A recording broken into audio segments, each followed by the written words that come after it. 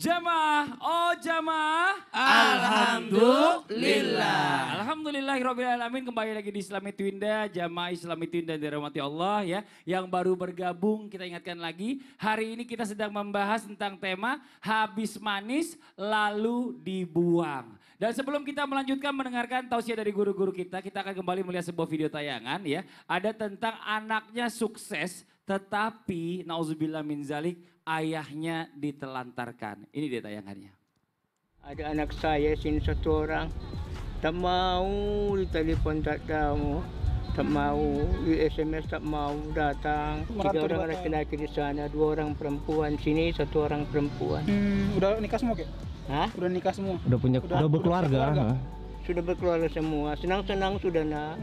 Ada yang kerja di bank, ada yang kerja di gudang orang barat, ada yang kerja di proyek belasan juta dia punya apa terakhir. Aku tinggal di masjid, iya, datang salam pulang, orang itu datang salam pulang, iya, inginlah merasakan kue hari raya anak kan, rasakan, tak ada membawa kue pun nak. Nauzubillah min zalik ya jamaah ya, ini buat jamaah yang ada di rumah yang lagi menyaksikan Islami Twinda. Usahakan jangan sampai kejadian ini terjadi sama kita. Ya mau seperti apapun kesuksesan sekarang yang kita rasakan ini adalah doa dari orang tua kita, salah satunya dari ayah kita. Nah ini ya jangan sampai ini ya mudah-mudahan sampai orang tuanya sakit hati dan akhirnya didoakan yang enggak sama anaknya. Bukan begitu Ustaz Maulana? Orang tua itu senantiasa mendoakan yang terbaik buat anaknya. Pasti. Bagaimanapun perlakuan anak terhadap orang tua, pasti orang tua tetap mendoakan yang terbaik buat anaknya. Betul. Iya. Nah tapi bagaimana kalau bisa kita kaitkan dengan tadi apa pertanyaan saya sebelum iklan tadi. Kalau sampai kita disakiti sama orang yang dicintai, akhirnya kita balas dendam, kita tinggalkan atau mungkin kita buang. Kayak tadi kasusnya sampai dibuang orang tuanya seolah-olah. Ini bagaimana Ustadz nih solusinya? Mohon izin penjelasannya. Ada solusi. Silakan Ustadz. Mau tahu solusinya? Mau. Ikhlas. Oh. Izin, silakan. Izin Ustaz. Bismillahirrahmanirrahim. Terima kasih banyak tim Islami Twinda yang mengangkat tema hari ini. Karena mohon maaf kejadian seperti ini banyak kejadian. Habis manis lalu dibuang. Kalau biasanya habis manis sempat dibuang. Tapi kita lebih detail lagi ya. Lebih singkat aja. Habis manis lalu dibuang. Gimana caranya? Gimana cara supaya bisa mendapatkan perlakuan yang tidak menyenangkan dari orang yang kita cintai. Lalu apa yang kita lakukan? Intinya adalah ikhlas. Ikhlas saja. Ingat ya. Mohon maaf. Kita belum tahu apa alasan mereka dan kenapa dia bisa melakukan seperti itu. Yang jelas yakinlah dengan ketetapan Allah. Sekali lagi, kita harus yakin akan ketetapan Allah. Bisa jadi menurut kita ini buruk, tapi sebenarnya karena atas doa kita, perbuatan kita, itu ibaratnya gini ya. Tidak sesuai, bisa jadi yang datang itu lebih parah. Dan ternyata kita lebih kuat menerima ini. Makanya yang pertama, keyakinan itu dengan ketetapan Allah dengan cara apa? Menyadarkan diri kita sendiri. Ada namanya muhasabah, apalagi nih, ini tausiah akhir tahun ini. Kalau akhir tahun pergantian tahun nyadarin muhasabah, menyadarkan diri, resolusi ke depan dan apa rencana ke depan dan sebagainya. Sadarkan kemampuan diri kita. Yang terbaik itu. Yang paling enak keyakinan kita kepada Allah dengan cara menyadarkan diri. Kemudian yang kedua apa? Sibukkan diri kita. Yang bahaya itu kita jadinya berharap atau mengharap balasan. Udahlah. Makanya orang tua itu adalah makhluk Allah yang paling ikhlas. Yang paling ikhlas adalah orang tua. Bagaimana orang tua itu tidak pernah berharap dibalas oleh anak-anaknya. Sementara anak disuruh beli aja di warung, kembalinya buat saya ya. Kan saya sudah jagain adik, beliin handphone. Kan begitu anak-anak. Tapi ada enggak orang tua yang perhitungan sama anaknya? Tidak ada orang tua yang perhitungan sama anaknya. Makanya ikhlas dengan kembali kepada Allah, nyibukkan diri kita, kemudian sadarkan diri kita. Apalagi yang paling penting, meningkatkan ketakwaan. Kalau saya sih kalau orang pada nafsi-nafsi dirinya tidak, ya udahlah. Saya lebih baik meningkatkan ketakwaan, lebih dekat kepada Allah. Sudah. Lebih enak di kamar bermunajat kepada Allah. Ya udah. Memperbanyak ibadah. Alhamdulillah. Quran banyak dibaca lah, buku banyak dibaca lah. Karena kita sibuk. Dan memperbanyak zikir mengingat Allah. Itu yang terbaik. Jadi pada posisi seperti ini ketika kita disakiti atau dibuang atau tidak dihiraukan lagi oleh orang-orang yang kita cintai, ya notabene-nya kita sudah berbuat baik sama dia, tapi kayaknya dia tidak ada balasan sama kita, respon atau timbal baliknya. Tapi sudahlah, lebih baik kita meningkatkan ketakwaan, menyandarkan diri kita kepada Allah, memperbanyak ibadah, berbanyak zikir. Apalagi yang paling terpenting adalah yakin dengan pengganti yang Allah siapkan. Di dunia ada penggantinya, akhirat. Makanya kalau saya lihat tadi Viti tadi, ini bagusnya kalau orang-orang sudah tua, anaknya udah pada sibuk, kasih kawinlah orang tuamu. Betul. Supaya ada yang temani dia. Tapi itulah dia, maksudnya kita sebagai orang tua juga harus belajar Ustadz. Bagaimana kita men-treat orang tua kita supaya anak-anak kita itu juga meniru apa yang kita lakukan terhadap orang tua kita gitu loh. Saya tadi sama Ustaz Ilman pada saat lihat tayangan tadi, saya berpikir, makanya semua harta jangan dibagi-bagi dulu sebelum wafat. Kalau sudah dibagi-bagi nafsi-nafsi itu. Nauzubillah min zalik. Jadi tidak ada yang disempatkan untuk dia.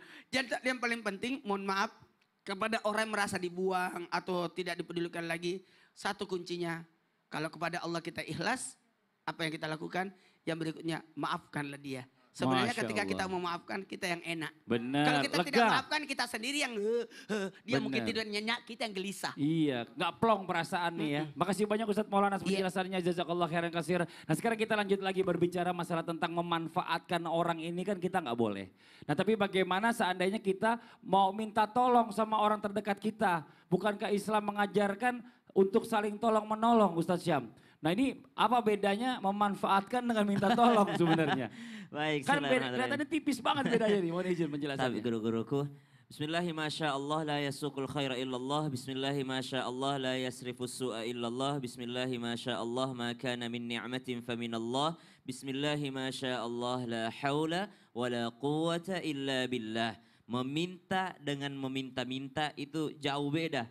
Kalau meminta tolong bisa saja karena manusia itu adalah wa ta'awanu 'alal birri wat taqwa wa tawasaw bil haqqi wa tawasaw bis sabr. Kita bisa saling berlomba-lomba, kita bisa saling tolong menolong dalam kebaikan dan ketakwaan. Wala ta'awanu 'alal itsmi wal 'udwan. Jangan saling tolong menolong, saling dukung mendukung dalam keburukan dan dosa. Maka subhanallah tolong menolong dalam Islam sangat diajarkan. Namun yang diharamkan adalah meminta-minta atau sampai mengemis, mohon maaf. Maka subhanallah Nabi SAW sangat keras dan sangat tegas mengingatkan bagi orang-orang yang meminta-minta.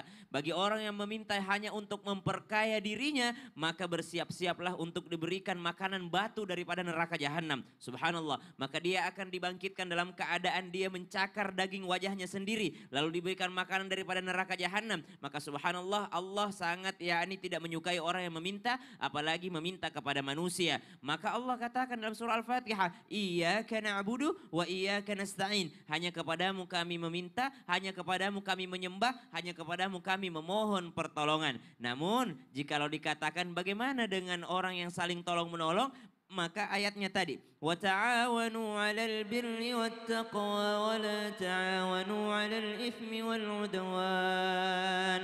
Saling tolong menolonglah dalam kebaikan dan ketakwaan. Ada mungkin saudara kita baru belajar Islam, bagaimana cara nolongin dia? Ya dituntun. Ada teman kita baru taubat, bagaimana cara menolong mereka? Jangan dijudge. Maka itu saling tolong menolong dalam kebaikan dan ketakwaan. Tapi jangan saling tolong menolong dalam keburukan dan dosa. Yang kedua, baginda Nabi SAW mengajarkan bahwasanya barang siapa yang mengambil satu duri di jalanan atau satu berbahaya di jalanan, maka itu bernilai sedekah. Kullu ma'rufin sadaqah. Setiap kebaikan adalah bernilai sedekah. Menolong orang lain dengan jabatan kita sangat boleh.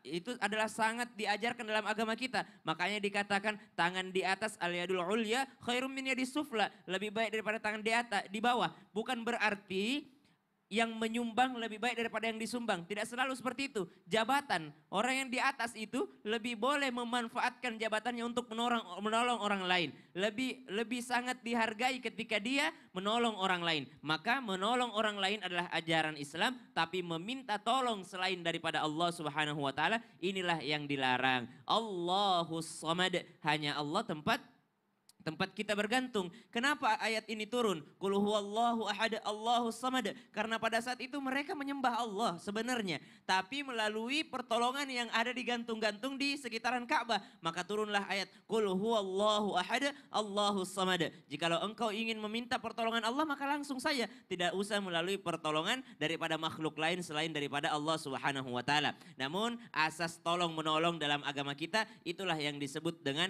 muslim. Bukankah dikatakan di antara orang yang beriman kepada Allah Subhanahu wa taala adalah yang menghilangkan kesusahan daripada orang lain. Kata baginda Nabi sallallahu alaihi wasallam, jikalau manusia sudah mempunyai dua hal ini, maka cukuplah bagi mereka. Apa itu? Al-imanu, iman kepada Allah, wan naf'u lil muslim, dan bermanfaat sesama manusia. Tidak mungkin kita bisa bermanfaat kalau kita tidak pernah menolong orang lain. Tapi yang dilarang adalah ketika seseorang menjadi parasit, menjadi toksik, menjadi orang yang senantiasa menyusahkan orang lain. Tapi justru kita diminta untuk menolong orang lain sebelum dimintai pertolongan. Wallahu ta'ala alam. Jadi ditolong juga bukan berarti untuk dimanfaatin orang Bukan, itu. enggak boleh. Dengan bergantung kepadanya kan gitu kan. Subhanallah, maka disebutkan gitu, diberikan benalu. makanan daripada neraka jahanam. Benar. Naudzubillah. Nah, buat jamaah Islam itu yang ada di rumah nih ya, yang sudah mengirimkan pertanyaan, yang penasaran pengen dijawab sama guru-guru kita, kalau gitu langsung aja kita masuk ke segmen Tanya Dong Ustadz. Kami semua tanya dong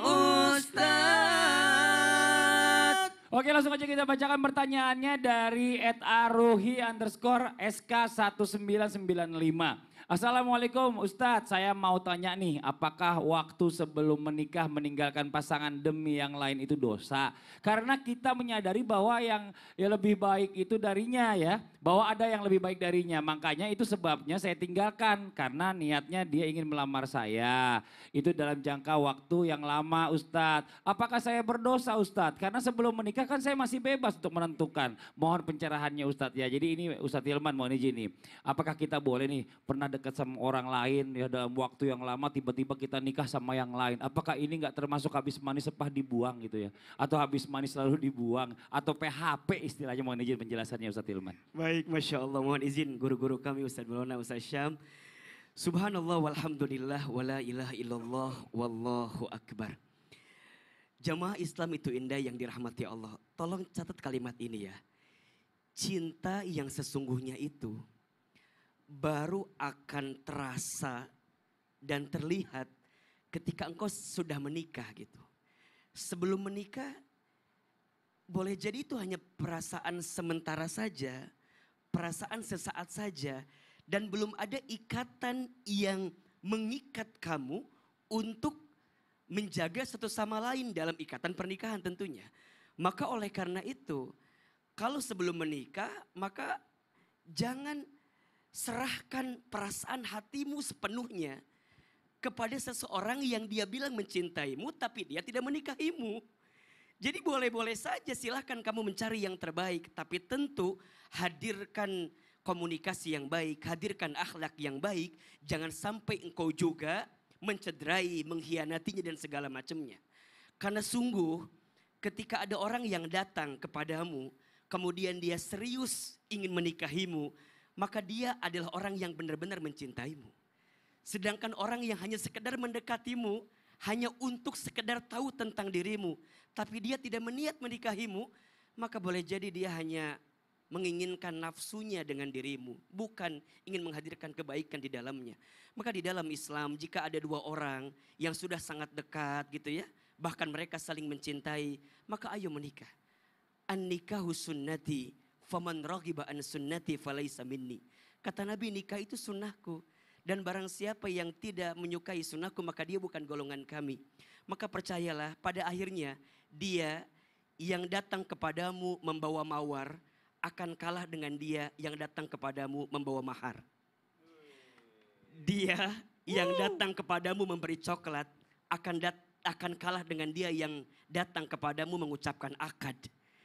Dia yang datang kepadamu mengajak jalan motoran akan kalah sama dia yang datang ke orang tuamu untuk menghadirkan pernikahan. Maka belajarlah untuk menghadirkan kebaikan itu. Saat kamu meninggalkannya bukan menyakitinya, tapi kamu sedang menyelamatkannya agar tidak terjelembab pada perkara yang tidak disukai oleh Allah Subhanahu wa taala. Apa? Zina. Allah menyampaikan kepada kita, la taqrabuz zina. Janganlah engkau mendekati perkara yang disebut zina. Kenapa?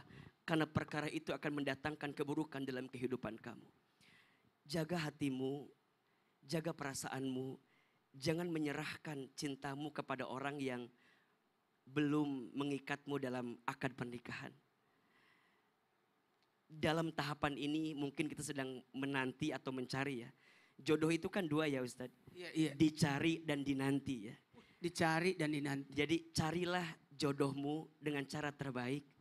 Tapi nantilah jodohmu juga dengan penantian terbaik. Bagaimana caranya? Jangan sibuk mencari siapa yang terbaik. Tapi sibuklah menjadi yang terbaik. Bukan mencari tapi menjadi. Karena saat engkau sudah menjadi yang terbaik, maka Allah akan kirimkan yang terbaik untuk dirimu. Jangan takut kehilangan seseorang karena Allah. Jangan sampai kehilangan sesuatu kita yang menghadirkan kita kemudian menjadi orang yang rugi dalam kehidupan. Wallahu Ustadz a'lam Ilwan bishawab. lagi tahu sih sambil nengok Ustadz Maulana mulu kenapa? Kenapa? Maksudnya apa ya? Kalau saya, Maksudnya apa ya? aku punya quotes juga. Apa Coach, quotes? iya. 1000 rayuan akan kalah dengan 1 lamaran. Asik. Ustaz, sebentar. Apaan? Saya juga pengen kasih lihat yang ini. Apa tuh quotes Sini, juga? Ustaz. Quotes juga Apa tuh? nih. Bukan quotes Ayolah, ini. apaan? Nih, lihat deh tuh. Heeh. Tuh. Inna, Yang ini. ya Allah, inna lillahi wa inna ilaihi rajiun. Mana masih muda banget. Anak muda gitu Asli. banget ya Allah, jangan sampai Apa kayak sih, gini. apa sih? Sakit. Kita kan jadi kepo. Dia nahan sakit Ustaz sampai meninggal dunia ini. Siapa yang meninggal? Ini Ustadz ini yang lagi viral kemarin ya. Ya Allah. Ya, sempat nih ada cewek yang pacaran gitu sama pacarnya terus tiba-tiba Allahu pas giliran Akbar. tuh sakit ceweknya ditinggalin Ya gitu Allah. aja. Sampai meninggal. Innalillahi wa inna ilaihi Innalillahi wa inna rajiun. rajiun. Nah ini gimana nih Ustadz nih kalau kayak gini nih Ustadz nih. Emang kalau bukannya di Islam itu juga gak boleh pacaran ya? Dan bagaimana kalau misal menyakiti orang lain? Kalau misal habis manis langsung dibuang begitu Ustadz? Ini Gimana Ustadz? buat kita semua, Hah? dengarkan baik-baik. Nih. Perihal bagaimanapun keadaan laki-laki tetap harus bertanggung jawab. Bagaimanapun apapun yang terjadi harus bertanggung jawab. Mau tahu? Hah? Terus, Mau tahu? terus bagaimana Ustaz caranya ya bisa Cara menjauhkan apa? yang namanya dari zina? Karena kalau kita lihat sekarang ini kan yang dikorbankan atau yang dirugikan adalah kan perempuan. Nah ini penting banget nih, jangan sampai mau Penting pacaran banget, tapi dimanfaatin. ini sangat penting. Tapi jauh lebih penting kalau saya jawabannya setelah yang satu ini. Aduh, baiklah Ustaz. Kalau begitu kita sabar menunggu. Betul. Ya. Sabar. Tapi yang Harusnya. jelas kita harus dapat jawabannya hari ini. Yang di rumah jangan kemana-mana. Jangan pindah-pindah channel. Tetap di Islam itu indah. Jamaah. Oh jamaah. Alhamdulillah. Apa sih? Ustaz kalau emosi.